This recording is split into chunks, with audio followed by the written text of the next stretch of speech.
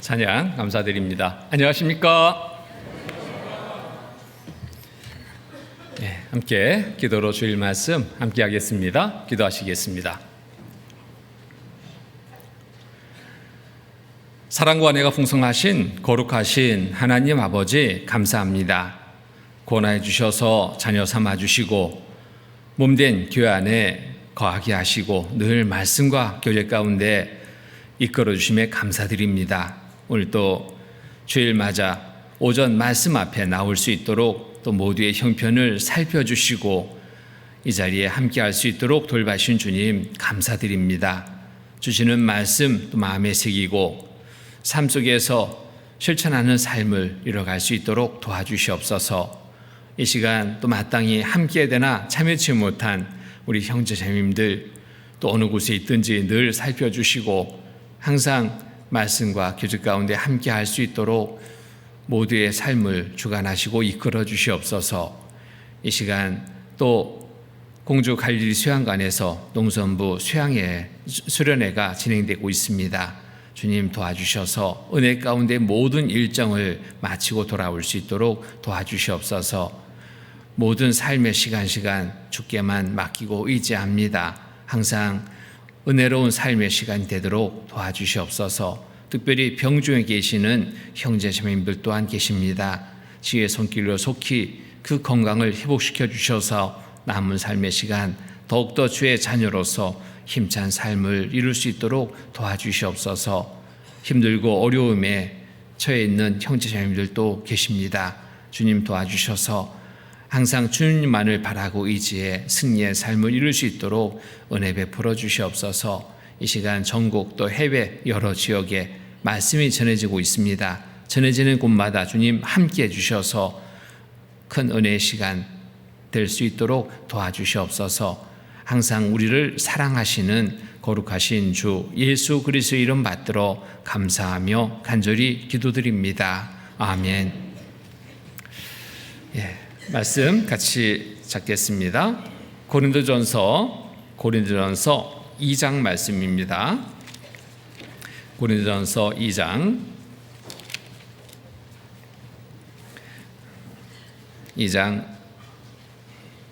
14절로 16절 말씀 14절로 16절 말씀 찾으셨으면 함께 읽겠습니다. 육에 속한 사람은 하나님의 성령의 일을 받지 아니하나니 저희에게는 미련하게 보이며 또 깨닫지 못하나니 이런 일은 영적으로야 분별함이니라. 신령한 자는 모든 것을 판단하나 자기는 아무에게도 판단받지 아니하느니라. 누가 주의 마음을 알아서 주를 가르치겠느냐? 그러나 우리가 그리스도의 마음을 가졌느니라. 오늘은 고린도전서 2장 말씀을 통해서 주시는 교훈을 함께 나눠보려고 합니다. 제목을 나의 신앙을 살피자로 정해봤습니다. 이 고린도 전서의 말씀을 크게 두 부분으로 나눠서 살펴볼 수 있습니다. 1장에서 6장까지의 말씀은 고린도 교회의 잘못을 지적 책망하고 권면하는 말씀으로 기록되어 있습니다. 또 7장에서 16장까지의 말씀을 보면은 고린도 교회가 제기한 각종 질문에 대한 사도 바울이 목회자로서의 답변을 기록하고 있습니다. 이 말씀은 오늘날 교회에 또 많은 교훈을 주고 있고 또 지침으로 정하게 하는 말씀이라고 생각이 됩니다.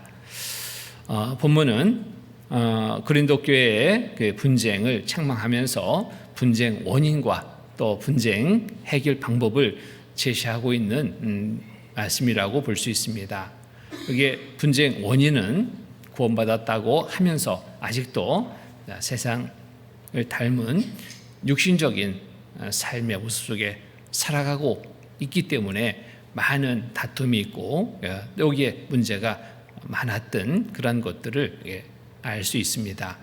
그래서 이 고린도 교회는 유대인이었다가 구원받은 성도들이 있는가 하면 또 이방인으로 있다가 구원받은 성도들이 함께 섞여서 생활하고 있는 곳이었습니다. 그런데 이 고린도 지역을 보면은 항구 도시로서 정말 많은 부분에 육신적인 부분으로 본다면 발전된 도시 중에 하나입니다. 그런데 그러다 보니까 여러 부분에서 문제가 있게 됩니다. 육신적인 부분에 많이 발전된 도시다 보니까 육신적으로 많은 부분에 문란한 삶이 또 함께 있었습니다. 또 항구 도시이다 보니까 또 거기에 따라서 육신적인 쾌락이 많은 그런 즐기는 쪽의 문화가 형성되어 있는 곳이기도 합니다. 이 고린도 지역에는 또 많은 이방인들이 여러 지역에 모여서 들어와 살고 있었기 때문에 또 여러 문화가 또 함께 존재하고 있었습니다. 하나님을 알지 못하는 많은 사람들이 또 많이 살고 있는 지역이기도 하고 그로 인해 자연스럽게 많은 우상이 숭배되는 지역이기도 했습니다. 이 고린도 지역을 가보니까요, 산 꼭대기에 거대 신전이 만들어져 있고 또 그곳에서 또 우상을 섬기는 일이 행해졌고 또 그런 행위 속에서 음탕한 그러한 행위들이 자행돼서 정말 도시 전체가 아주 문란하기 그지없는 그러한 시대 속에 있었던 도시라고 여겨질 만큼 여러 부분에 정말 부끄러운 낯뜨거운 그러한 모습들이 도시 곳곳에 산재되어 있는 것을 볼 수 있었습니다. 그만큼 여러 부분에서 구원받은 그리스도인으로서의 삶을 지키기가 참 쉽지 않은 그런 환경의 도시였다라고 생각이 듭니다. 이 고린도 교회가 세워진 것은 사도 바울이 2차 전도 여행 중에 세워진 교회 중에 하나죠. 그래서 데살로니가 교회에서 또 베레아 지역으로 옮기고 베레아에서 다시 또 이 유대인들의 해방을 받고 그로 인해서 다시 아덴에서 고린도로 이렇게 이어지는 그런 2차 전도 여행 중에 세워진 교회인데 이곳의 교회가 1년 6개월 정도의 사도 바울이 머물면서 세운 교회이기 때문에 여러 부분에서 안정된 모습이어야지 되는데 초기에는 그렇지 않았습니다. 그래서 이방인들과 또 유대인들이 뒤섞여서 교회가 구성이 됐고 그로 인해서 나름대로 자기 주장들이 강하게 대두됐던 그런 상황 속에서 분쟁이 아주 심했던 겁니다. 유대인이었다가 또 구원받은 성도들은 율법적인 것을 바탕에 깔고 있습니다. 그러다 보니까 막 경건하고 거룩하고 겉으로 보여지는 그런 모습들을 치중하는 그런 경향이 있었습니다. 그런데 이방이었다가 우상을 섬기면서 또 문란한 생활을 하다가 구원받은 성도들을 또 알지 못하기 때문에 율법에 대해서 알지 못합니다. 이제 시작인 상태이기 때문에 육신적인 것을 그대로 가지고 생활하고 있었습니다. 그러니까 이 둘이 교회 안에서도 충돌이 이루어져서 서로 판단하고 비방하고 하는 그런 일들로 교회가 아주 시끄러운 그러한 교회의 초기의 모습이었습니다. 여기에 분쟁 원인은 구원받듯 하면서 아직도 세상을 닮은 육신적인 일에 치우치는 그리스도인이 살고 있었기 때문에 또 둘이 충돌해서 분쟁이 있었던 겁니다. 해결 방법을 제시하는데 해결 방법은 사도 바울은 어느 편이 옳다 그르다라고 정해서 행하는 것이 아니라 하나의 새로운 삶의 목표를 제시합니다. 그 삶의 새롭게 제시된 목표는 예수를 닮은 진정한 그리스도인으로서 올바른 삶을 살 것을 권하고 있는 겁니다. 어느 한편에 대해서 두둔하지 않고 그것에 편들지 않고 중심을 딱 잡아주는 겁니다. 구원받은 그리스도인이라면 중심은 말씀 중심이어야 됩니다. 곧 예수를 닮은 삶을 살아갈 때 그보다 더 잘 사는 삶은 없습니다. 구원받은 직후는 누구나 이와 같은 중심을 잡고 출발합니다. 은혜에 보답하는 삶을 살고자 마음을 정하고 예수를 닮은 삶을 살고자 마음을 정하고 출발합니다. 그런데 여러 환경들이 그런 마음을 흐리게 합니다. 그리고 자기도 모르게 여전히 구원받았지만 육신은 살고 있기 때문에 육신적인 본성 속에서 그간에 익숙하게 생활했던 것을 쫓아서 자기도 모르게 끌려가는 삶을 살게 됩니다. 그로 인해서 올바른 그리스도인으로서의 삶을 각오했던 초기의 마음은 흐려지고 육신의 본성 속에 끌려가는 그러한 정말 연약한 믿음의 모습 속에 살 수 있다라는 겁니다.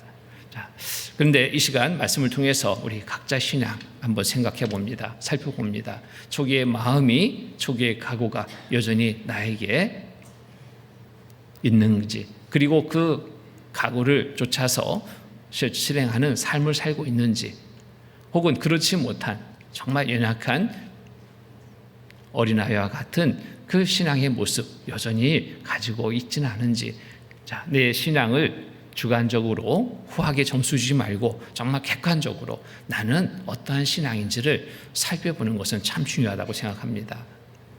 어떤 착각 속에 빠져버리면 그 착각에서 벗어나기가 참 어렵습니다. 나는 잘 살고 있어 라는 그러한 생각을 굳히다 보면 잘못 살고 있는데도, 말씀의 올바른 삶을 살고 있지 않은데도 그런 착각 속에 빠지다 보면 올바른 삶을 살기가 어렵습니다. 그리고 주님 앞에 서는 그날에 많은 후회가 남을 수 있습니다. 항상 내 자신에게는 후한 점수가 아니라 정말 객관적으로 살펴서 냉철하게 살펴보는 것, 그것이 마지막 날에 사는 우리에게 정말 필요한 자세라고 생각이 됩니다. 하나님이 나를 어떻게 평가하실까가 중요하잖아요. 내가 나를 평가하는 것, 이거보다도 하나님이 나를 어떻게 평가하실까, 어떻게 보실까 하는 부분은 참 중요한 일입니다. 그래서 내 신앙이 어떠한지 이 시간 말씀을 통해서 내 신앙을 살펴봅니다.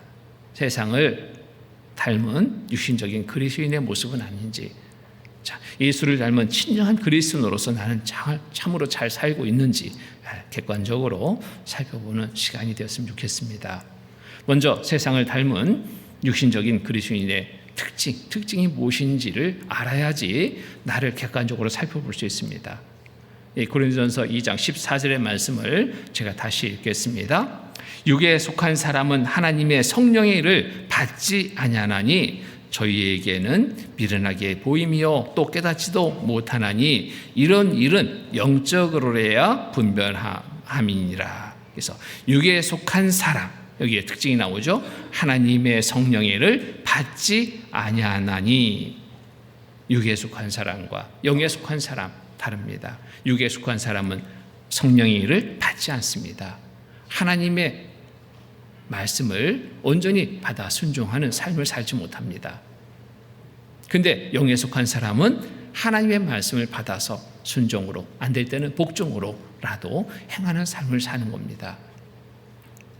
우리 구원받은 초기에 생각을 해봅니다. 말씀이 모든 말씀이 하나님의 말씀으로 여기고 받아들입니다. 내 삶을 살펴서 말씀에 어긋남이 있다면 돌이키고 올바른 삶을 살고자 마음을 정해 살아가는 그런 시간들이 있었습니다. 그런데 구원받은 연수가 더하면 더할수록 이 말씀이 하나님이 나에게 주시는 말씀으로 받지 못하는 경우들이 참 많이 생깁니다. 말씀을 들으면서도 이 말씀이 나에게 주시는 말씀으로 받지 못하고, 이 말씀은 저 사람이 들어야 돼, 누가 들어야 돼 라고 이 말씀을 자기에게 먼저 두지 않고 받아들이지 않고 남에게 양보하는, 좋은 말은 양보죠. 나의 말씀으로, 나에게 주신 말씀으로 받지 못하고 다른 사람이 들어야 될 말씀처럼 여기는 그런 일들은 없는지 살펴봐야 돼요. 자, 그렇게 다른 사람에게 양보하는 말씀을 듣고 있다면 나에겐 유익이 없습니다. 오히려 하나님 앞에는 어떻게 보일까? 내 모습은 스스로 사칭 선생된 자로 하나님 앞에 여겨질 겁니다. 그 말씀을 나에게 줬는데 그 말씀을 가지고 남을 가르치는 도구로 사용한다면 이것은 참으로 하나님 보시기에는 교만함의 모습입니다. 모든 말씀은 나에게. 그런데 육신적인 그리스도인의 특징은 말씀을 나에게 두지 못합니다. 그 말씀의 뜻도 제대로 알지 못합니다. 자, 분별을 못하게 되는 거죠. 자, 나의 지금의 신앙의 상태는 어떠한가? 자, 종합적으로 육신적인 그리스도인, 하나님을 믿는다 말하지만 교당에 출석은 잘하지만 하나님의 말씀을 받지 않고 육신적인 자기 생각, 자기 경험, 자기 지식으로 옳은 것처럼 생각해서 쫓는 사람이라면 이건 육신적인 그리스도인의 모습이라고 말할 수 있습니다. 말로는 구원받았다 하지만 진정한 구원인지 아닌지 또 살펴봐야 될 그러한 상태라는 것을 우리가 생각해 볼 수 있습니다. 바울은 이러한 육신적인 그리스도인을 어린 아이와 같은 모습으로 비유해서 말씀하고 있습니다. 어린 아이라면 많은 부분 분별하지 못합니다. 아이의 특징 속에 우리의 신앙, 어린 신앙의 모습이 담겨 있습니다. 고린도전서 3장 보겠습니다. 3장 1절로 3절 말씀.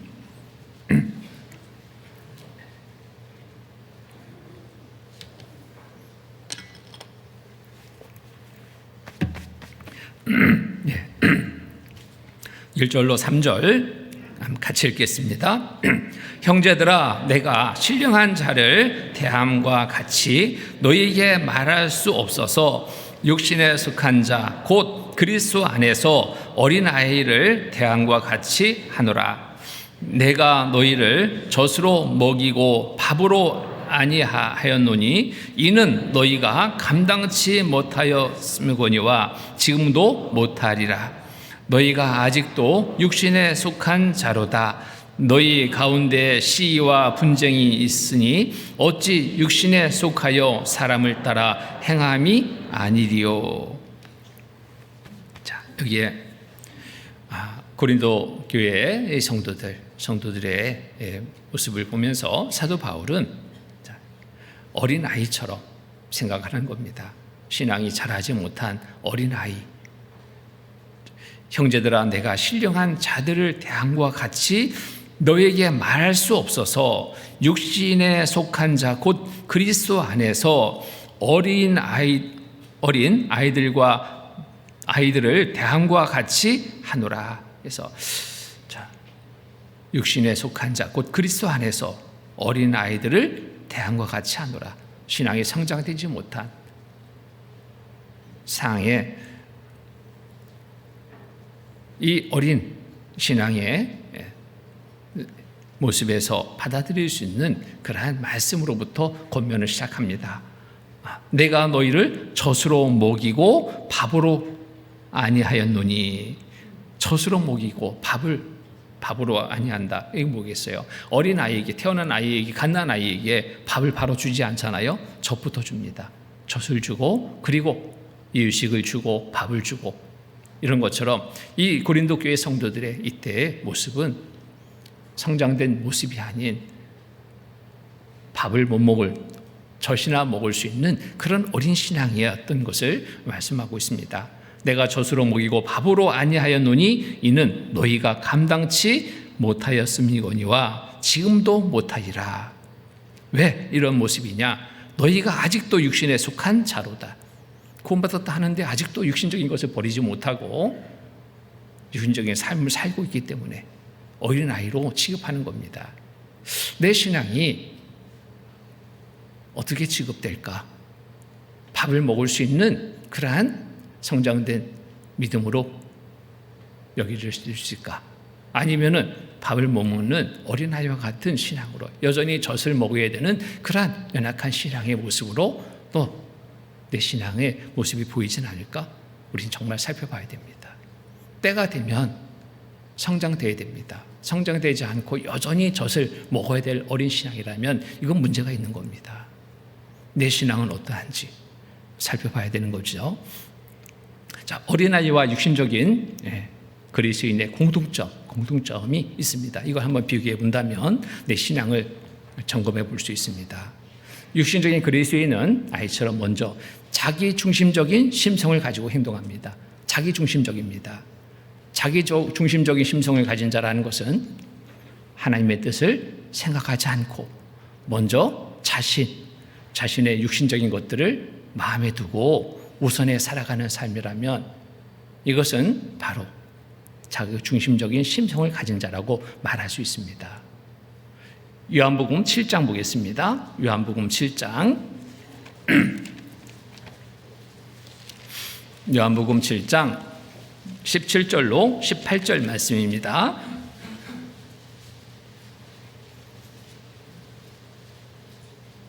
(17절로 18절) 17절 18절 같이 읽겠습니다.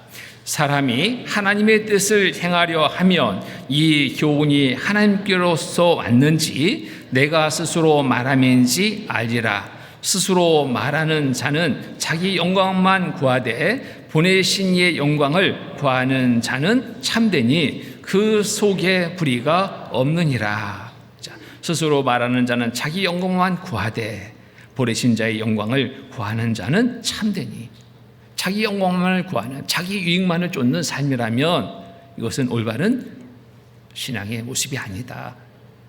자, 보내신 이의 영광을 구하는 자는 참되니, 자, 내 삶의 중심에 무엇을 두고 있는지, 내가 무엇을 바라고 쫓는지 이거 한번 살펴보자는 겁니다. 나에게 가장 크게 여겨지는 것이 뭡니까? 내 육신적인 것들로 우선되어 있다면 이것은 성장된 믿음의 모습이 아니다. 주님의 일로 주님을 위해서 살고자 하는 마음을 정하고 그것을 우선순위로 두고 쫓는다면 이것이 성장된 모습이다, 신앙의 모습이다라고 볼 수 있는 겁니다. 어린아이는 자기 중심적인 심성을 가지고 그 마음에 바라는 것들을 쫓습니다. 자, 그 마음이 세상 것들로 채워져서 이끌려 산다면 어린아이의 신앙이다. 육신적인 것이 우선적이 되어 있습니다. 디모데후서 3장 보겠습니다. 디모데후서 3장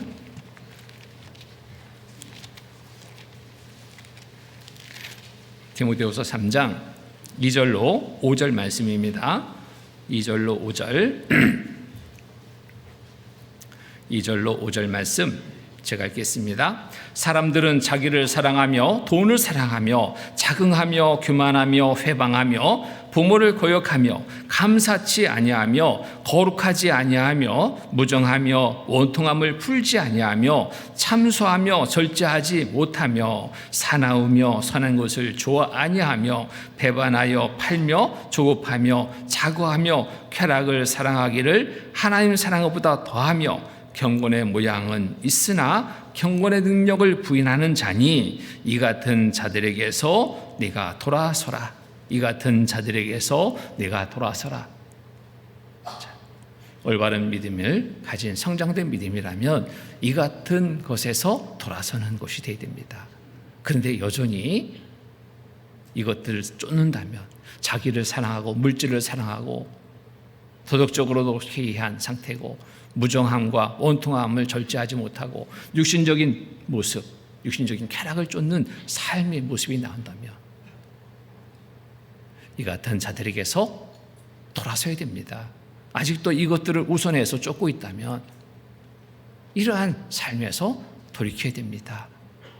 돌이켜서 정말 거룩함과 경건함의 삶을 살아가야 되는 것이 올바른 그리스도인의 삶의 모습이 되는 겁니다.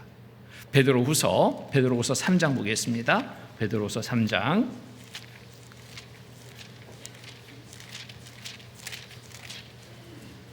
베드로후서 3장 11절로 13절 말씀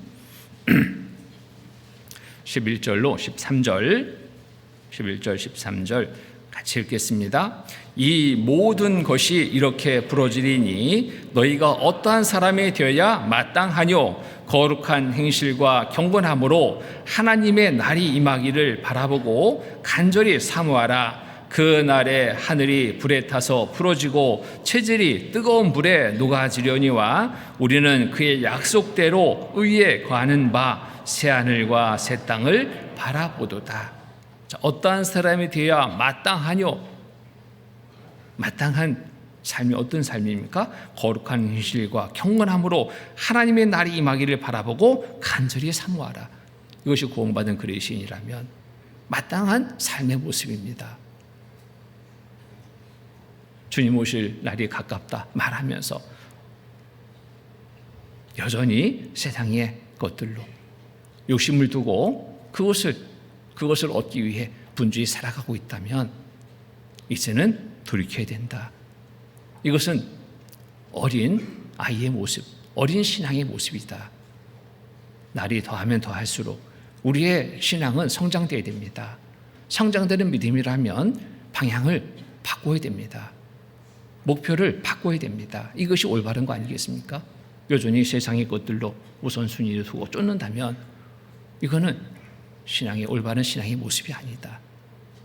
구원받은 직후라면 정말 각오했지만 그 유신적인 삶의 것들을 쉽게 떨쳐버리기는 어려울 겁니다. 그런데 말씀을 들으면 들을수록 교제 가운데 있으면 있을수록 그 삶이 변하죠. 하나씩 그런 것들을 내려놓고 올바른 목표를 가지고 살게 되는데 연수가 더했는데도 여전히 그런 것들로 우선순위를 두고 쫓는다면 이것은 올바른 신앙의 모습이 아니다라는 겁니다. 자기 중심적인 심성을 가진 육신적인 자는 하나님을 기쁘시게 할 수 없습니다. 구원받은 그리스도인이라면 그 은혜에 보답하는 삶은 뭐겠습니까? 늘 하나님을 기쁘시게 하는 삶을 살아가는 것, 이것이 곧 구원받은 그리스도인으로 가져야 될 올바른 삶의 자세입니다. 은혜에 보답한다 하며 하나님을 늘 근심되게 한다면 이건 은혜에 보답하는 삶이 아니잖아요. 기쁘시게 하는 삶이 돼야 돼요. 그런데 육신을 쫓는 삶이라면, 육신적인 이런저런 것들을 우선해서 쫓는 삶이라면 하나님은 기뻐하지 않습니다. 로마서 8장 보겠습니다. 로마서 8장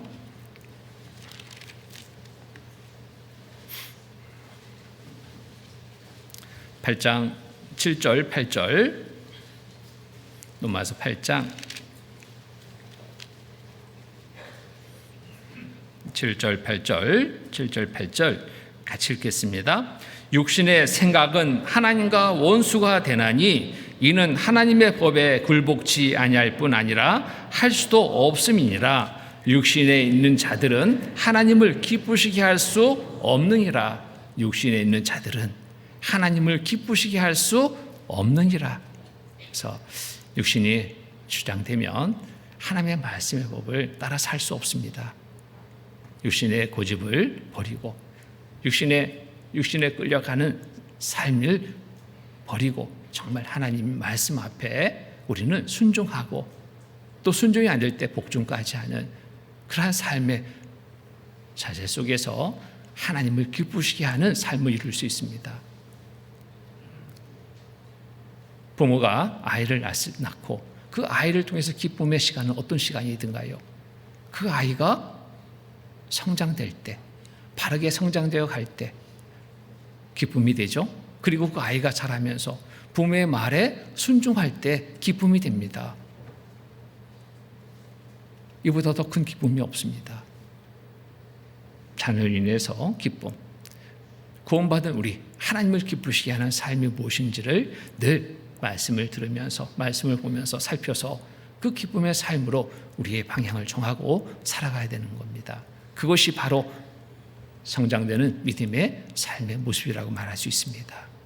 자, 자기 중심적인 심성을 가진 육신적인 자는 또 교만해서 교회 안에서도 문제를 일으킵니다. 자기 중심적인 심성을 가지니까 하나님의 말씀의 중심이 되는데 자기 중심이 되니까 여러 문제를 야기시키게 되죠. 디모데 전서 6장입니다. 디모데전서 6장. 디모데전서 6장 3절로 5절 말씀. 3절로 5절. 3절로 5절 제가 읽겠습니다. 누구든지 다른 교훈을 하며 바른 말 곧 우리 주 예수 그리스도의 말씀과 경건에 관한 교훈에 창념치 아니하면 저는 교만하여 아무것도 알지 못하고 변론과 언쟁을 좋아하는 자니 이로써 투기와 분쟁과 해방과 악한 생각이 나며 마음이 부패하여지고 진리를 잃어버려 경건을 이익의 재료로 생각하는 자들의 다툼이 일어나느니라. 이 보면은 저는 교만하여 아무것도 알지 못하고 변론과 언쟁을 좋아하는 자니 이로써 투기와 분쟁과 해방과 악한 생각이 나며. 여기에 교만한 마음은 교회 안에서도 많은 문제를 이야기시키죠. 하나 되어야 되는데, 함께 해야 되는데 내 자신이 주장이 되면 함께 하기가 어렵습니다. 한 마음이 안 되는 거예요. 내 것을 내려놓을 때 하나 될 수 있습니다. 어떻게 내려놓을 수 있을까요? 하나님 말씀에 내 자신을 정말 낮출 때, 그리고 그 말씀에 따라서 순종하는 삶을 이루어갈 때 내 교만이 드러나지 않습니다.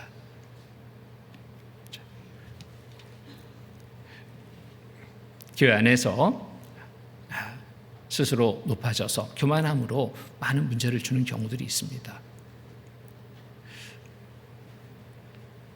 마태복음 12장 보겠습니다. 마태복음 12장.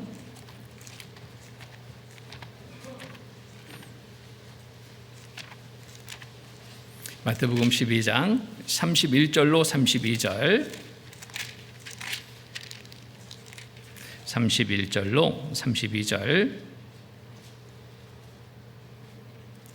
같이 읽겠습니다. 그러므로 내가 너희에게 이르노니 사람의 모든 죄와 회방은 사심을 얻되 성령을 해방하는 것은 사심을 얻지 못하겠고 또 누구든지 말로 인자를 거역하면 사심을 얻되 누구든지 말로 성령을 거역하면 이 세상과 오는 세상에서 또 사심을 얻지 못하리라.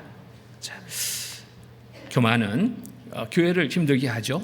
하나 되게 못하게 합니다. 그로 인해서 하나님의 역사가 방해됩니다. 성령의 역사가 방해됩니다. 복음 전하는 일에도 그렇습니다. 우리가 계속 집회를 하고 있죠. 구역 집회, 또 오전 집회, 청년 집회, 많은 집회들이 있습니다. 집회 때마다 결과가 똑같이 나타나면 좋겠죠. 많은 형제자매들이 함께 해서 구원받는 역사가 크게 나타나면 얼마나 좋겠어요. 그런데 그렇지 않은 경우들을 봅니다. 우리 교회만이 아니라 전국의 많은 교회들이 복음 전하는 일로 교회가 세워졌고 그 일을 행하는데 집회할 때마다 정말 많은 수가 구원받으면 얼마나 좋을까. 그런데 그렇지 못하는데 그 결과가 다른 결과가 나오는 그 이유는 다른 데 있지 않았습니다. 마음이 하나 되지 못한 것에 있습니다. 교회 안에 또 구역 안에 마음이 하나 되지 않으면 성령의 역사는 나타나지 않습니다. 왜 마음이 하나 되지 못할까? 다가 아니라 개종 스스로 자기를 주장합니다. 교만해져서 함께하는 그 시간 속에 함께하지 못합니다. 그리고 이런저런 불편의 마음을 줍니다. 비방과 판단과 이런 일들로 한마디 한마디 한 그 말들이 크게 영향을 끼칩니다. 마음이 하나 될 수 없어요. 온전히 좋은 마음이 돼야지 하나 되는데 좋지 않은 불편한 마음을 가지니, 그리고 또 서로 막 분란이 일어나게 합니다. 그런 것들로 복음의 역사, 구원의 역사가 나타나지 않는 경우들이 있는데 이거는 정말 큰 죄라는 겁니다. 여기 말씀처럼 그러므로 내가 너희에게 이르노니 사람의 모든 죄와 해방은 사심을 얻되 성령을 해방하는 것은 사심을 얻지 못하겠고, 성령을 해방하는 게 뭘까요? 성령의 역사, 해방한다. 자, 하나 되지 못하게 하는 것. 복음 전하는 일에 이보다 더 큰 해방거리는 없습니다. 누구든지 말로 인자를 거역하면 사심을 얻되, 누구든지 말로 성령을 거역하면 이 세상과 오는 세상에도 사심을 얻지 못하리라. 큰 죄라는 겁니다. 그래서 복음 전하는 일에는 우리가 온전히 한 마음이 되어 참여해야 됩니다. 여기에 해방하는 자가 되서는 안 됩니다. 해방하는 자, 어떤 자가 해방하는 자일까요? 마음을 나뉘게 하는 자, 해방하는 자입니다. 그리고 그 일에 온전히 동참치 못한다면 이것도 해방하는 자의 역할을 할 겁니다. 함께 할 때 힘이 나잖아요. 구역 집회를 한다. 구역 식구들이 다 함께 합니다. 다 참여합니다. 힘이 나는 거예요. 봉사하는 자리에 모두가 함께 합니다. 힘이 납니다. 그런데 나 하나쯤이 하는 생각이 힘을 뺍니다. 해방하는 자가 되는 거예요. 주님의 일을 해방하는 자가 되는 겁니다. 그래서 우리가 항상 마음을 같이 해야 됩니다. 한 마음을 품고 한 팀으로 우리가 살아야 됩니다.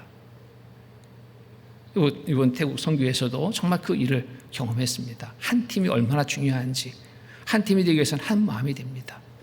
자기 주장이 없어야지 한 팀이 돼요. 의견을 냈을 때 거기에 내 생각과 달라도 상대를 존중해주는 마음으로 따릅니다. 한 팀이 됐을 때 하나님이 함께 해주셨습니다. 역사가 거기에 나타납니다. 모든 일이 그렇습니다. 교회 안에 있는 모든 일에 우리가 한 팀이 되도록 노력을 해야 됩니다.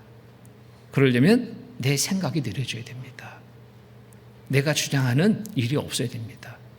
서로 존중하고 함께 따르는 삶이 될 때 한 팀에 대해서 큰 성령의 역사를 이루게 되고, 그로 인해서 우리는 또 기쁨이 되고 감사가 될 수 있는 시간이 됩니다. 또 세상을 닮은 육신적인 그리스도인은 아이처럼 감정의 기복이 큽니다. 감정의 기복이 커요. 아이는 환경의 작은 변화에 민감하게 행동합니다. 조금 전까지 매우 즐거워하다가 갑자기 막 세상이 무너진 것처럼, 망한 것처럼 크게 울어보는 경우도 있잖아요. 아이를 보면 이 종잡을 수가 없어요. 갑자기 막 웃다가 갑자기 울어버립니다. 이게 뭔 일인지. 감정의 기복이 크죠. 이와 같이 육신적인 그리스도인은 교회 분위기가 자기 마음에 들면은 막 즐거워합니다.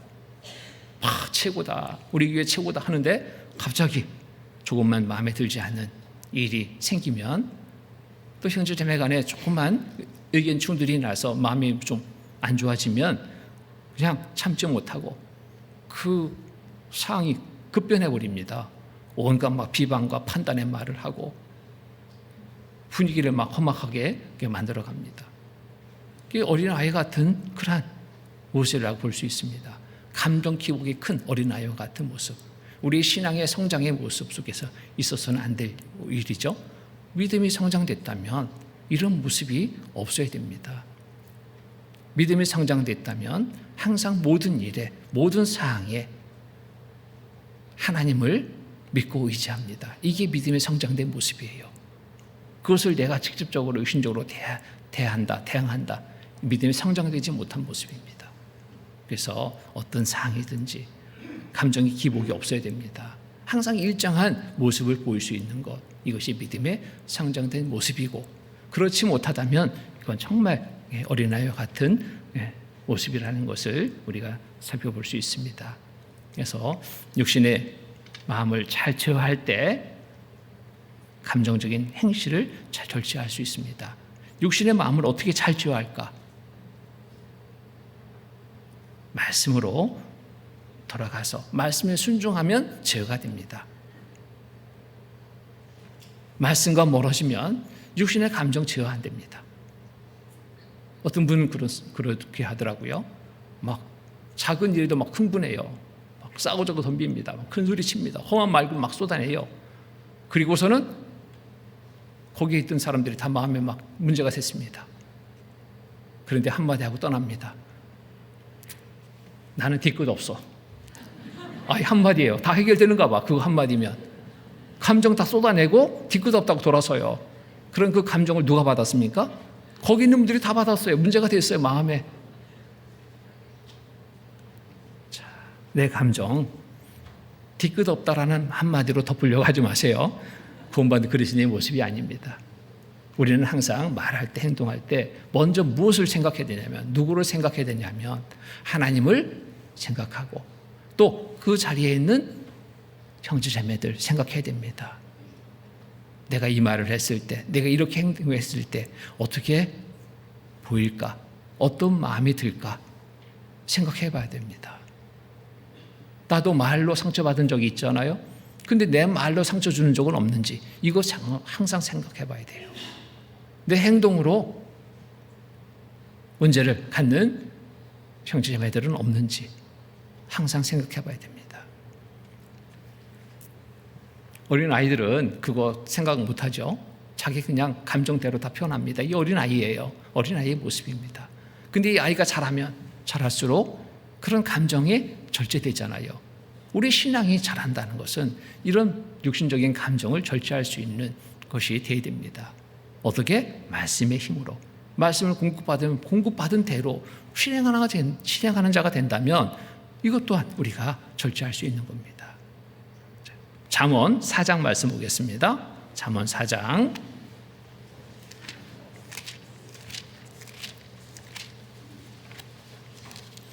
잠언 4장 23절.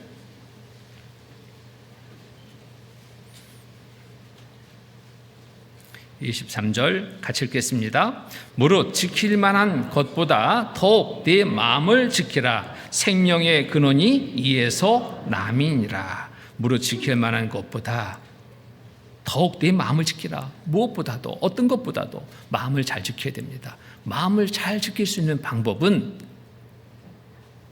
마음에 좋은 것을 채워야지 좋은 마음이 되고 악한 마음이 나오지 않습니다. 좋은 마음 갖기 위해서 우리는 말씀을 마음에 늘 채워야 됩니다. 잠언 25장 보겠습니다. 잠언 25장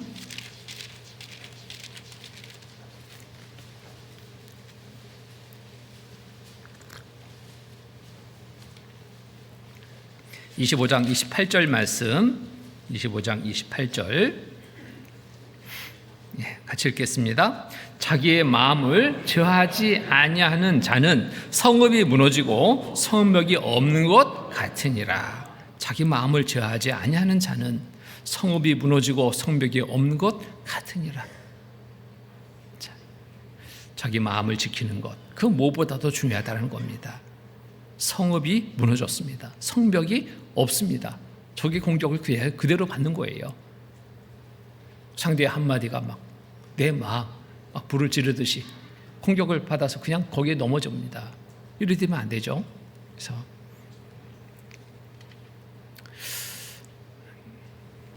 전도서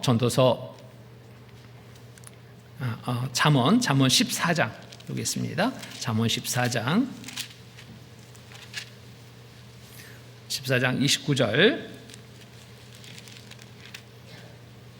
29절 말씀. 14장 29절 같이 읽겠습니다. 노하기를 더디하는 자는 크게 명철하여도 마음이 조급한 자는 어리석음을 나타내느니라.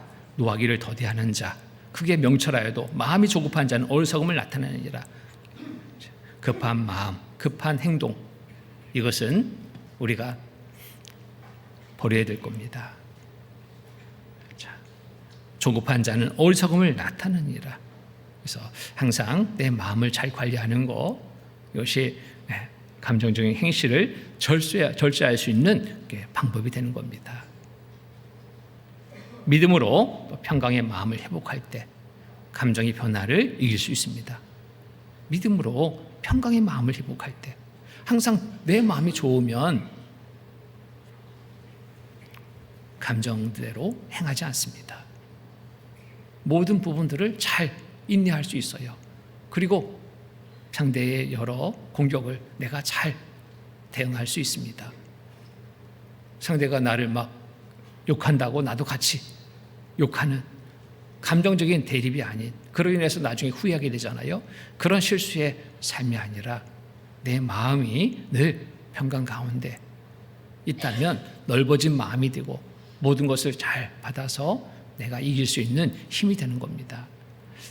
빌립보서 4장 보겠습니다. 빌립보서 4장.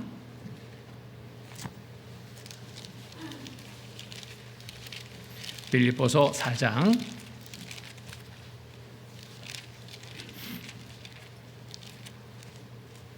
6절로 9절 말씀입니다. 빌립보서 4장 6절로 9절 말씀 같이 한번 읽겠습니다. 아무것도 염려하지 말고 오직 모든 일에 기도와 간구로 너희 구할 것을 감사함으로 하나님께 아뢰라. 그리하면 모든 지각에 뛰어난 하나님의 평강이 그리스도 예수 안에서 너희 마음과 생각을 지키시리라. 정말로 형제들아, 무엇에든지 참되며 무엇에든지 경건하며 무엇에든지 옳으며 무엇에든지 정결하며 무엇에든지 사랑할 만하며 무엇에든지 칭찬할 만하며 무슨 덕이 있든지 무슨 기림이 있든지 이것들을 생각하라. 너희는 내게 배우고 받고 듣고 본 바를 행하라. 그리하면 평강의 하나님이 너희와 함께 계시리라. 자, 기도와 간구로 내 마음을 잘 다스릴 수 있습니다. 하나님의 도우심 속에서 내 마음을 잘 관리할 수 있다는 겁니다. 그러기 위해서는 우리는 늘 말씀을 잘 공급받아야 됩니다. 그리고 공급받고 그 배운 말씀대로 실행하는 삶이 있을 때 늘 평강의 삶으로 모든 것을 잘 극복해 나갈 수 있는 겁니다. 그래서 9절에 보면은 너희는 내게 배우고 받고 듣고 본 바를 행하라. 그리하면입니다. 그리하면 평강이 하나님이 너희와 함께 계시라. 평강은 무엇으로 얻는다고요? 너희는 내게 배우고 듣고 본 바를 행하라. 말씀을 듣고 배우고 본 바를 행하라. 행할 때 우리의 마음의 평강을 이룰 수 있습니다. 하나님을 믿고 의지해서 늘 기도와 간구 속에, 그리고 공급받은 말씀을 내 안에 채우고 내 마음을 잘 관리할 때 감정적인 그러한 행동이 나타나지 않고 그로 인해서 실수의 삶을 살지 않게 됩니다. 그래서 하나님을 믿고 의지하는 자에게 평강의 마음을 하나님이 주십니다. 더욱더 믿고 의지하는 삶이 되어야 됩니다. 믿음의 삶이 되어야 됩니다. 이사야 26장 보겠습니다. 이사야 26장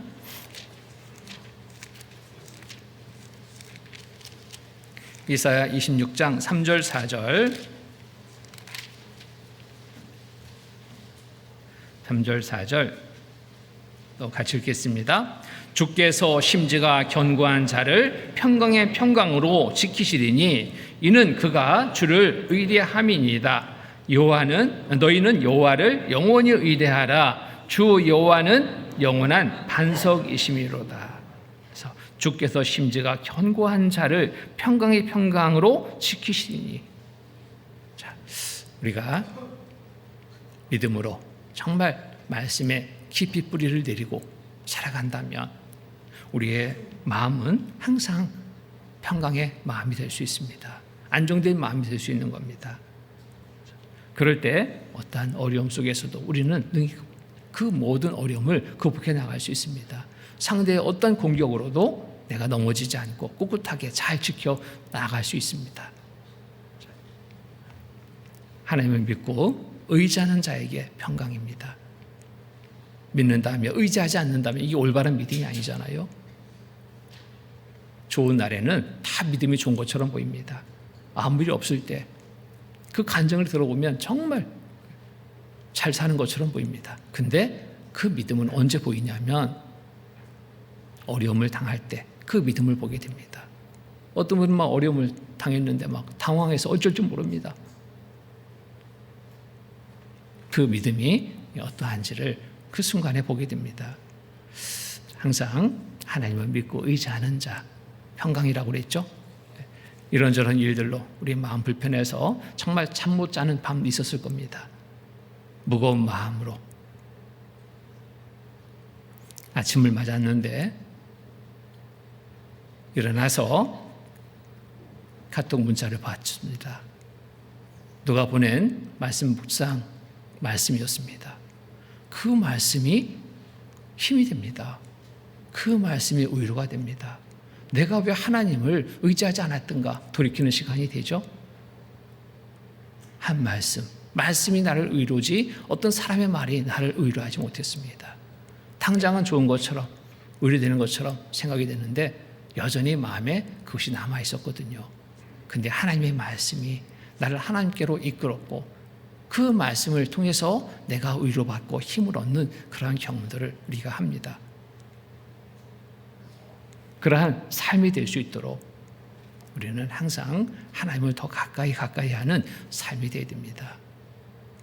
일회성이 돼서는 안 되고 지속성을 가져야 됩니다. 좋은 것은 계속 받기를 바라잖아요.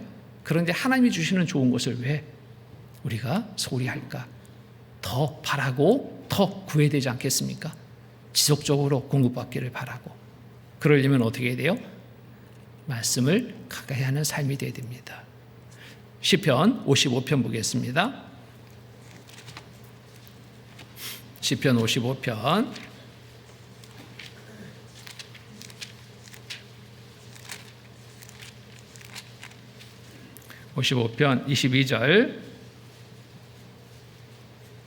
22절 같이 읽겠습니다. 내 짐을 여호와께 맡겨버리라. 너를 붙드시고 의인의 유동함을 영영히 허락지 아니하시리로다. 내 짐을 여호와께 맡겨버리라.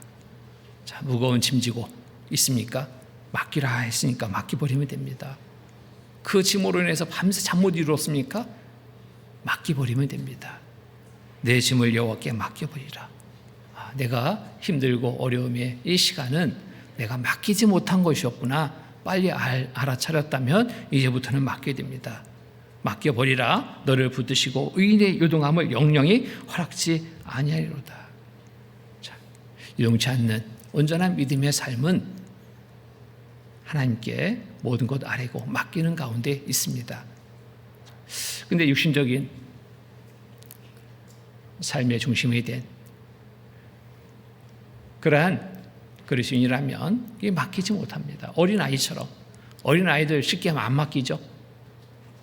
부모가 볼 때는 맡기면 좋을 텐데 안 맡겨요.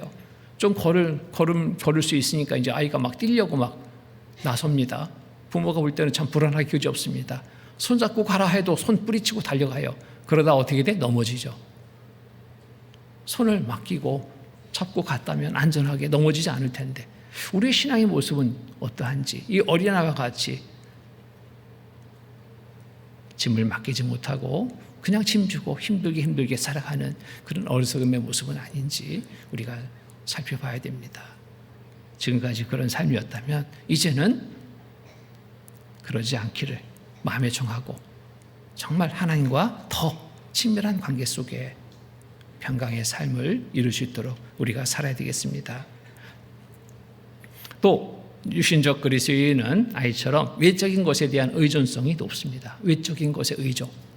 자, 어린 아이들은 화려한 세계 딸랑이를 주든 장난감을 주면 거기에 막 빠져가지고요 잘 놉니다. 그런데 잠시 후에는 그것도 집어 던지죠.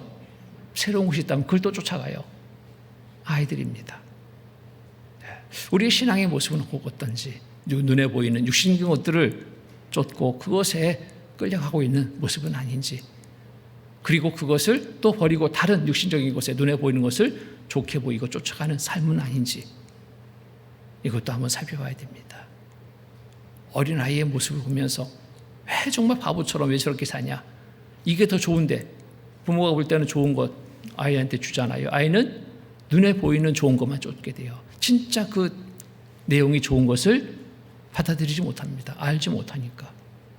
음식을 먹더라도 그렇잖아요. 엄마는 건강을 생각해서 이것저것 해서 정말 그 아이를 사랑하는 마음으로 음식을 만들어 줬습니다. 근데 아이는 그거보다 더 불량식품을 더 쫓잖아요. 어리석게도. 좋은 것을 알지 못하니까. 어린 아이는 그렇습니다. 어린 신앙도 그래요. 하나님이 좋은 것을 주시려고 하는데 좋은 것을 알지 못합니다.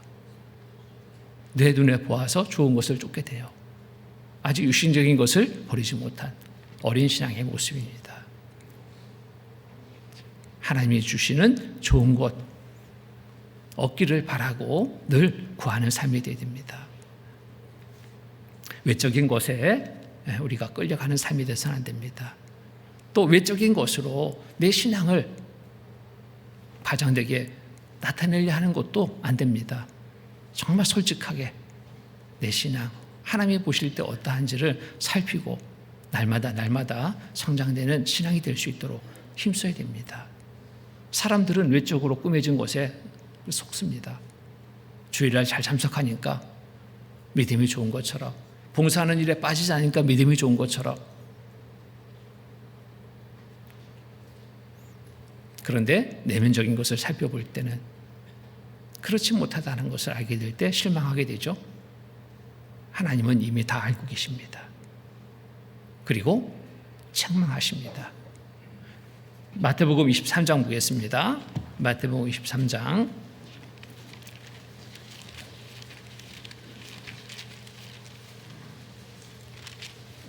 마태복음 23장 25절로 28절 말씀 제가 읽겠습니다. 화 있을진저 외식하는 서기관들과 바리새인들이여 찬과 대접에 겉은 깨끗이 하되 그 안에는 탐욕과 방탕으로 가득하게 하는도다. 소경된 바리새인아 너는 먼저 안을 깨끗이 하라. 그리하면 겉도 깨끗하리라. 화 있을진저 외식하는 서기관들과 바리새인들이여 해찰한 무덤 같으니 겉으로는 아름답게 보이나 그 안에는 죽은 사람의 뼈와 모든 더러운 것이 가득하도다. 이와 같이 너희도 겉으로는 사람에게 옳게 보이되 안으로는 외식과 불법이 가득하도다. 화 있을진저 바리새인과 서기관들 책망한 이 말씀 앞에 우리 자신도 한번 서보는 겁니다. 겉으로는 그렇게 꾸미고 속에는 더러움이 가득한 모습은 아닌가? 정말 솔직하게 내 자신을 스스로 살펴볼 수 있어야 됩니다. 구원받은 하나님의 자녀라 말하면서 겉은 꾸미는 종교들처럼 그럴듯하게 꾸며졌지만 내면적인 것은 그렇지 못하다면, 자, 이 죄는 어둠 속에서 나옵니다. 죄는 혼자 있을 때 나옵니다. 구원받은 그리스도인이라 말하며 교회 가운데 참여하는데 교회 안에서 이런 죄는 드러나지 않아요. 그런데 혼자 있는 시간에 어둠 속에 구원받은 형제 자매들이 없는 그곳에서 죄가 드러납니다. 짓지 말아야 될, 구원받은 그리스도인으로서 갖지 말아야 될 죄의 모습이 그런 데서 드러나요. 그런데 사람은 알 수 없습니다. 하나님은 그런데 다 아십니다. 이 사실을 우리가 알아야 됩니다. 항상 이 사실을 우리가 생각해야 됩니다. 하나님은 다 보신다. 다 알고 계신다. 바리새인과 서기관들처럼 책망받는 삶이 되지 않도록 내 자신의 삶을 항상 살피고 또 살펴야 됩니다. 상담 3당 이렇게 상담하는데 어떤 한 분이 질문합니다. 왜 하나님을 믿는다는 사람들이 남을 사기치고 사람들 죽이고 도둑질도 하고 또 성폭행도 합니까? 이 사람은 막 어떻게든지 꼬투리 잡아서 안 믿으려고 믿는다는 사람들이 이런데 내가 믿을 필요가 뭐 있습니까? 이러는 거예요. 당신들이랑 똑같은 거 아니요? 믿는다는 사람 보니까 다 사기질도 치고 사람도 죽이고 도둑질도 하고 최근에 뉴스 보니까 누가 성폭행했다고 그런 얘기도 들리는데 그런 뉴스도 보는데 내가 믿을 필요 뭐 있습니까? 이렇게 되는 거예요. 나는 뭐라고 답변했을까요? 올바른 그리스도인이 아니기 때문입니다. 정말 올바른 그리스도인이라면 그럴 수 없습니다. 답변했습니다. 올바른 그리스도인. 교회 다닌다고 다 올바른 그리스도인이 아니죠? 올바른 그리스도인이라면 하나님 의식하는 삶을 삽니다. 하나님 의지하는 삶을 삽니다. 하나님 보시는 때 내 모습이 어떨까 살핍니다. 이게 올바른 그리스도인입니다. 그러면 이 죄 가운데 빠질 수 없습니다. 어떻게 사기를 칩니까? 어떻게 도둑질을 합니까? 어떻게 살인을 합니까? 어떻게 간음죄를 짓습니까?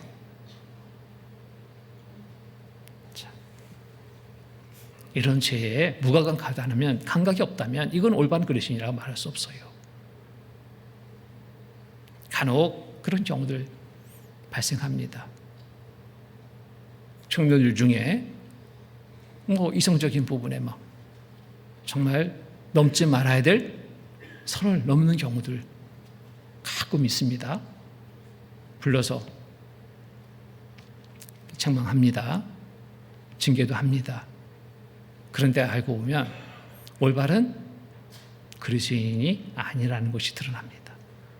언제 구원받았습니까? 어릴 때. 이게 문제예요. 어릴 때. 구원받은 것처럼 착각 속에 빠져서 꾸밈 속에 살고 있는 거예요.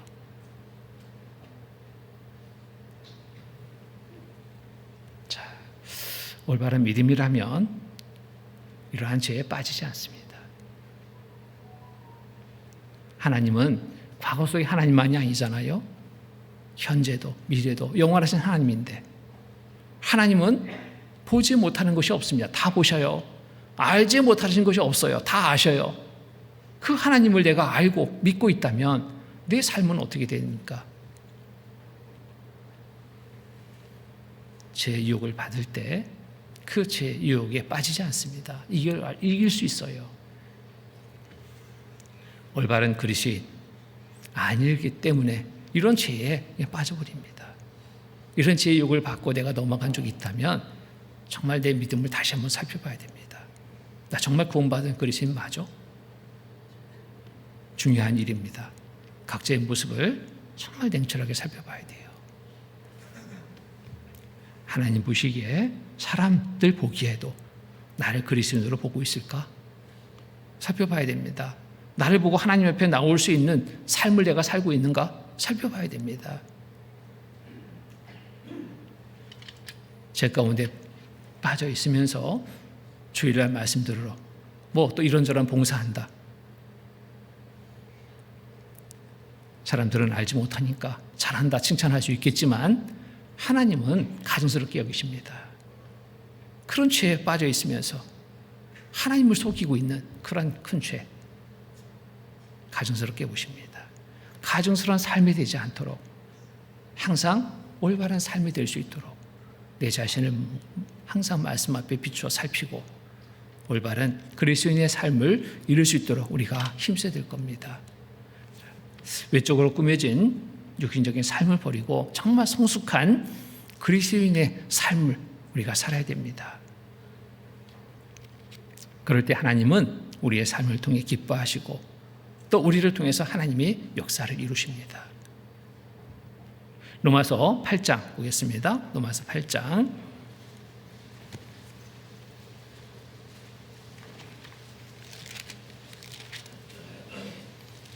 로마서 8장 5절로 8절 말씀입니다. 5절로 8절.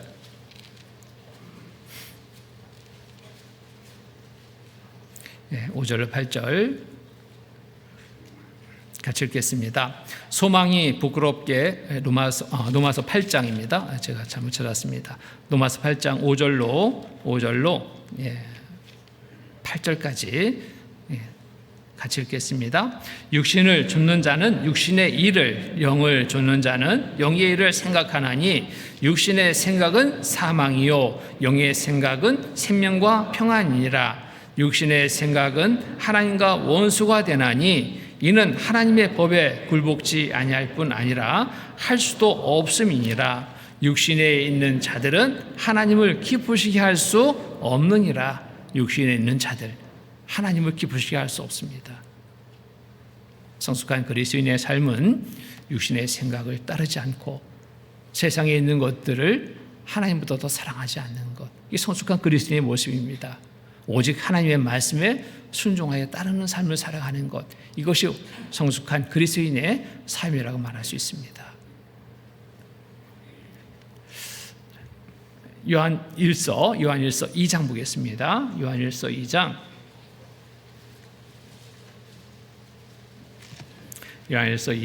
15절로 17절, 15절로 17절.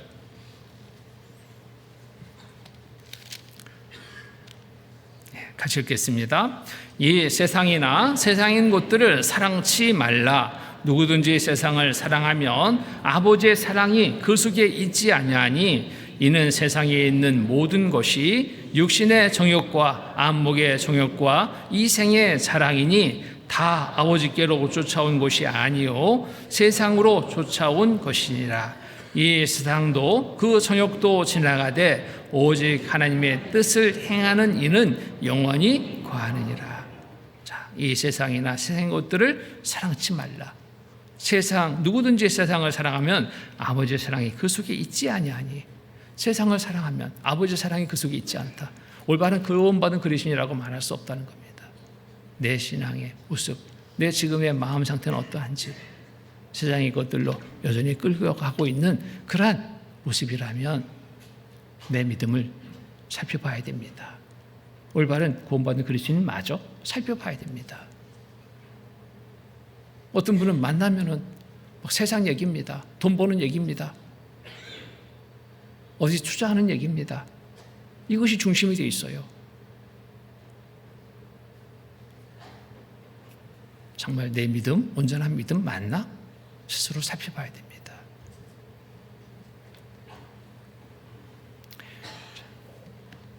우리가 눈에 보이는 것들로, 세상의 것들로 쫓다 보면요, 내 신앙, 올바른 신앙을 갖기가 참 어렵습니다. 어떤 분은 그래요. 큰 교회, 자기는 찾아다니는데 큰 교회, 화려한 교회당. 그런데 큰 교회당 찾아서 뭐 하게 해요? 믿으려면 저 큰 교회 가서 믿어야지, 이런 분이 있어요. 그곳에 가서 무엇을 얻을 수 있는지 생각하지 않습니다. 왜 그런가 봤더니요, 내 어느 교회 다녀요 하면은 사람들이 그러냐고 인정해 준대. 작은 교회 다니면 인정 안 해준대. 사람들에게 잘 보이려고, 좋게 보이려고. 어떤 분은 그럽니다. 그 교회 갔더니 세상적으로 유명한 사람 많더만, 그래서 난 그 교회 간다고. 참, 이것도 참 문제죠. 화려한 교회당, 세상 유명한 사람들이 많이 모이는 그곳이 나에게 어떤 유익이 될까? 사람들에게는 자랑거리도 될 수 있어요. 우리 교회는 누가 나온다고. 이것이 막 자랑이 돼가지고. 그런데 정말 중요한 거 뭐예요? 하나님 말씀이 온전히 전해지는지, 이게 더 중요한 거 아니겠습니까? 하나님의 말씀을 올바로 전하고 있는 곳인지, 그곳에 있을 때 올바른 말씀을 들을 수 있는데 말씀에 관심이 없습니다. 눈에 보이는 것으로 그냥 좋게 쫓아가려는 그런 잘못된 신앙관을 가지고 있습니다. 후회 될 겁니다. 세련되고 화려한 교회당, 예배의식이 좋게 여겨져서 쫓지 말고 정말 하나님의 말씀 중요하게 여기고 쫓는 삶이 되어야 됩니다. 이게 올바른 믿음을 가지고 살아갈 수 있는 삶입니다. 항상 말씀을 사모하고 말씀의 맛을 단맛으로 여길 수 있는 그곳에 내가 있어야 됩니다. 시편 119편 보겠습니다. 시편 119편 97절로 119편 97절 97절로 105절까지 제가 읽겠습니다. 내가 주의 법을 어찌 그리 사랑하는지요. 내가 그것을 종일 묵상하나이다. 주의 계명이 항상 나와 함께하므로 그것이 나로 원수보다 지혜롭게 하나이다. 여기 102절부터 105절까지 같이 읽겠습니다. 주께서 나를 가르치셨으므로 내가 주의 규례에서 떠나지 아니하였나이다. 주의 말씀의 맛이 내게 어찌 그리 단지요. 내 입의 꿀보다 더하니이다. 주의 법도로 인하여 내가 명철케 되었으므로 모든 거짓 행위를 미워하나이다. 주의 말씀은 내 발의 등이요 내 길의 빛이니이다. 올바른 말씀이 전해지는 곳에 있는 것이 나에게 큰 유익이다 하는 겁니다. 올바른 말씀을 듣고 올바른 길을 갈 수 있기 때문에 그렇습니다. 주의 말씀의 맛이 내게 어찌 그리 단지요 내 입의 꿀보다 더하니이다. 주의 법도로 인하여 내가 명철케 되었으므로 모든 거짓 행위를 미워하나이다. 주의 말씀은 내 발의 등이요 내 길의 빛이니이다. 올바른 길을 가게 하는 등이 되고 빛이 되는 그 말씀이 전해지는 곳에 내가 있을 때 바른 길을 가게 되는 거예요. 올바른 믿음의 길을 가게 되는 겁니다. 눈에 보아서 좋은 것 쫓다 보면 망하는 길이 될 수 있습니다. 눈에 보아서 좋은 것이 아닌 귀로 듣고 말씀에 따라서 올바른 길을 갈 수 있는 그 말씀이 있는 곳이 가장 좋은 곳이다라는 것을 우리가 알고 쫓아야 됩니다. 구원받은 그리스도인이라면 이 부분에 분별을 해요. 구원받지 못한 사람이면 육신의 눈에 좋은 것 쫓아가지만 구원받은 그리스도인이라면 눈에 보아 좋은 것이 아닌 귀로 들어 말씀에 성령이 기뻐하시는 말씀이 전해지는 곳이 좋은 곳이라는 것을 분별하게 됩니다. 또 육신적 그리스도인은 어린아이처럼 눈에 보이는 현재의 것들의 목적을 또 쫓아갑니다. 아이는 장래 얻을 좋은 것보다 현재의 것에도 주목하잖아요. 그것이 무엇이 좋은지 분별하지 못하기 때문입니다. 당장 화려한 것을 좋게 여기고 쫓아갑니다. 당장 입에 달콤한 것을 좋게 여기고 먹으려고 합니다. 그런데 부모가 볼 때는 그렇지 않은 것들이 참 많잖아요. 화려한 것일수록 거기에 해롭다는 것을 아이들은 생각하지 않습니다. 근데 부모는 이런저런 부분을 알기 때문에 그것을 쫓지 않게 하려고 애쓰는데 아이는 그거 분별치 못하기 때문에 그냥 따라갑니다. 우리의 신앙의 모습은 정말 어떠한지 이것도 잘 살펴봐야 됩니다. 그 안에 목적을 우리가 상실하고 살았다면 하나님 앞에 무릎을 꿇고 정말 질문해 봐야 됩니다. 제가 왜 태어났습니까? 태어난 것부터 왜 태어났습니까? 저를 왜 구원해 주셨습니까? 저로 인해 하나님의 목적은 무엇입니까? 진지하게 질문을 하고 답을 마음에 다시 정해야 됩니다. 제가 왜 태어났을까요? 내가 원해서 아니잖아요. 이 땅에 살아가는 동안 영원한 천국의 삶을 준비하기 위해서 하나님이 허락하신 삶입니다. 지금의 우리의 삶이 그렇습니다. 또 그런 중에 말씀을 통해서 우리가 구원받았습니다. 하나님이 우리를 사랑하셔서 구원해 주셨습니다. 그리고 이 땅에 얼마간의 시간 또 허락해 주셨습니다. 어떻게 살라고? 아직 하나님의 사랑을 알지 못하는 자들에게 복음 전할 삶을 살라고 우리에게 새로운 삶의 목적을 부여했습니다. 이것을 이루다가 주님 앞에 섰을 때 정말 많은 상급이 주어지는 거 아니겠습니까? 목적도 모르고 살아가는 삶이 돼서는 안 됩니다. 우리가 길을 갈 때 목적지를 정하지 못하면 그냥 배회합니다. 힘만 들어요. 아무것도 얻을 것이 없잖아요.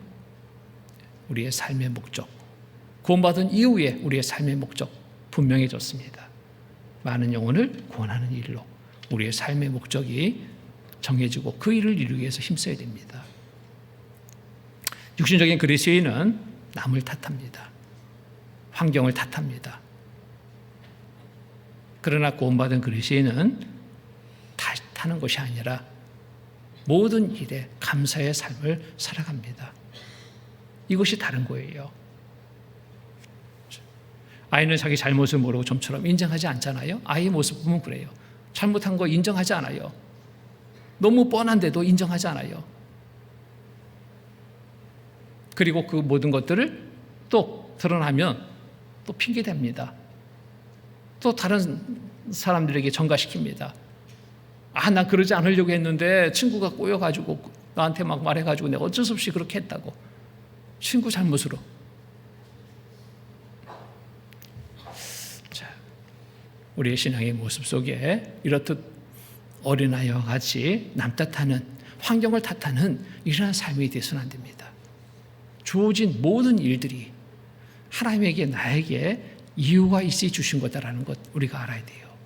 고난의 시간을 지금 맞고 있습니까? 고난의 이유가 있습니다. 이유. 안 좋은 것으로 주시려고? 그게 아니라 좋은 것을 주시려고 잠시 고난 허락하거든요. 근데 그것을 이기지 못하면, 불평과 원망 속에 빠져버리면 하나님이 주실 좋은 것을 얻지 못해요. 현재의 고난은 창차, 영광과 좋게 비교할 수 없도다. 우리에게 주실 영광과 좋게 비교할 수 없도다. 모든 것 하나하나가 우연히 저절로 주어지는 것은 없습니다. 다 이유가 있습니다. 하나님의 뜻을 살피고 정말 묵묵히 인내함 속에서 하나님이 주시는 좋은 것을 얻을 수 있게 됩니다. 각자 주어진 환경 속에서 역할을 또 충실히 행했는지도 우리가 살펴봐야 됩니다. 주님 오시는 그날에 책망받는 삶이 되지 않도록 충실히 행하지 못하면서 남 탓하고 환경 탓하는 그러한 어리석음의 삶이 되지 않도록 하나님 앞에 자신의 불성실한 삶은 없는지 살펴봐야 됩니다. 게으름의 삶은 없었는지 살펴봐야 됩니다. 나름대로 자신에게 후하게 평가하는 교만함의 삶은 없는지 살펴봐야 됩니다. 바울은 영적으로 어린아이와 같은 고린도 성도들을 책망하고 있습니다. 우리의 삶을 살펴서 구원받은 연수에 정말 걸맞는 성장된 믿음을 보이고 살고 있는지 객관적으로 살펴보는 것이 필요합니다. 구원받은 연수가 더해가는데 아직도 책망받을 어린아이와 같은 모습이라면 육신적인 그리스도인임이 분명합니다. 말씀을 통해서 다시 내 믿음을 확인하고 확증하고 올바른 그리스도인으로서의 삶을 살아갈 수 있도록 우리가 이제부터의 각오를 갖는 것, 나에게 큰 유익의 시간이 될 수 있습니다. 육신적인 그리스도인의 특징을 살펴봤습니다. 나는 지금 어느 편에 있는지 한번 정말 살펴봐야 돼요. 육신적인 그리스도인의 특징, 육신적인 그리스도인은 자기 중심적인 심성을 가지고 행동합니다. 자기 중심, 하나님 중심의 삶이 되어야 되는데, 말씀 중심의 삶이 되어야 되는데 여전히 자기 중심적인 심성을 가지고 이런저런 일을 하고 있다면 이거는 온전한 그리스도인의 삶이 아니죠. 또 육신적인 그리스도인은 감정 기복이 큽니다. 작은 일에도 흥분하고 참지 못하고 바로바로 감정을 드러내는 그러한 삶의 모습 있어서는 안 됩니다. 육신적인 그리스도인은 외적인 것에 대한 의존성이 높습니다. 외적인 것들, 꾸밈 속에 혹 내 자신이 속고 있지는 않은지 살펴봐야 됩니다. 육신적인 그리스도인은 아이처럼 눈에 보이는 현재의 것들에 목적을 둡니다. 눈에 보이는 현재의 것들, 우리 형제자매님들 눈에 보이는 현재의 것들, 육신적인 이런저런 일들로 우선순위를 두고 그것을 얻기 위해서 목적으로 두고 쫓고 있다면 이것도 바꿔야 될 겁니다. 육신적인 그리스도인은 남을 탓하고 환경을 탓하는 마음으로 살아갑니다.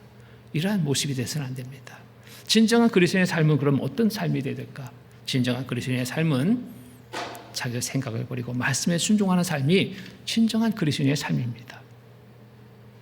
예수의 성품을 본받아서 육신의 감정을 절제하는 삶이 진정한 그리스도인의 삶입니다. 말씀으로 내적인 성장을 이루는 삶이 진정한 그리스도인의 삶입니다. 진정한 그리스도인은 영원한 천국에 소망 두고 살아갑니다. 이 땅의 소망이 아닌 올바른 그리스도인이라면 저 천국에 소망 둔 삶을 살아가는 것이 올바른 그리스도인의 모습이에요. 또 진정한 그리스도인의 삶은 하나님 앞에 항상 자신을 살펴서 겸손하게 살아가는 삶이 진정한 그리스도인의 삶의 모습입니다. 또 하나님을 의지해서 담대히 모든 어려움을 이기는 삶이 진정한 그리스도인의 삶입니다. 또 모든 삶을 통해서 복음을 전하는 삶이 진정한 그리스도인의 삶입니다. 우리의 모든 삶의 결국 무엇을 얻기 위해서?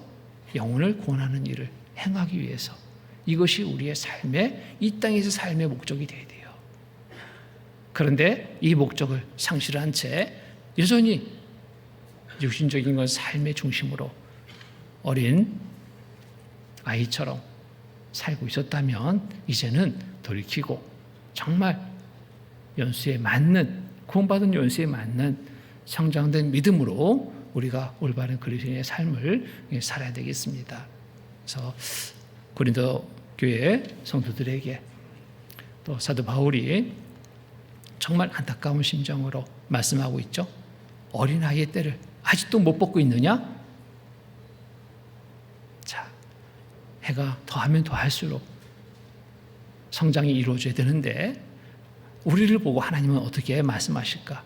아직도 그 어린 때를 벗지 못하고 있느냐? 이런 책망의 말씀이 되지 않도록 성장되는 믿음으로 하나님을 기쁘시게 하는 삶을 이룰 수 있는 우리 모두의 삶이 되어야 되겠습니다. 그래서 아이는 육신적인 그리스도인의 차이점이 있다면 아이는 자연 이치 속에 이루어집니다. 성장이. 그런데 영적인 성장은 그렇지 않습니다. 자연적으로 시간 간다고 성장이 되지 않아요. 노력이 필요합니다. 성장을 이루기 위해서 노력해야 됩니다. 어떤 노력? 말씀을 가까이 할 노력. 말씀을 받았으면 말씀을 실행하는 삶이 되도록 노력해야 됩니다. 이것이 가장 중심입니다. 말씀은 뒤로 던지고 여전히 내 생각 주장하는 그것으로 주장되는 삶이라면 성장은 이룰 수 없습니다. 그래서 우리 구원받은 그리스도인의 올바른 삶이 무엇인지를 객관적으로 살펴서 올바른 그리스도인으로서의 삶을 이루는 모두의 삶이 되었으면 좋겠습니다. 같이 기도로 마치겠습니다. 거룩하시고 자비로우신 하나님 아버지 감사합니다. 한 시간 말씀을 통해서 성장되지 못한 믿음과 성장된 믿음의 삶을 살피고 올바른 믿음을 가질 수 있게 마음을 정할 수 있도록 허락하신 주님 감사합니다. 하나님이 기뻐하시는 일이 무엇인지를 늘 생각하고 그 일을 이루기 위해서 목적을 두고 살아가는 모두의 삶이 되게 도와주시옵소서. 하나님 보시기에 항상 어느 곳에 있든지 온전한 삶을 살아갈 수 있도록 주님께서 늘 바르게 이끌어 주시옵소서. 우리의 모든 삶이 한 영혼 한 영혼 주께 돌아오는 일을 행하기에 쓰임받는 삶이 될 수 있도록 주님 도와주시옵소서. 다음 주부터 있게 될 또 대전도 집회를 위해서 또 한 마음으로 기도하고 준비하고 한 팀으로 모든 일 행할 수 있게 주님 모두의 마음 또한 주관하셔서 이끌어 주시옵소서. 많은 이뤄진 영혼들 인도되고 구원받는 큰 역사 있게 주님 도와주시옵소서. 이 시간 이후에 있을 오늘의 모든 일정 속에서도 함께해 주셔서 은혜로운 한 날 될 수 있도록 도와주시옵소서. 항상 우리를 사랑하시는 거룩하신 주 예수 그리스도의 이름 받들어 감사하며 기도드립니다. 아멘.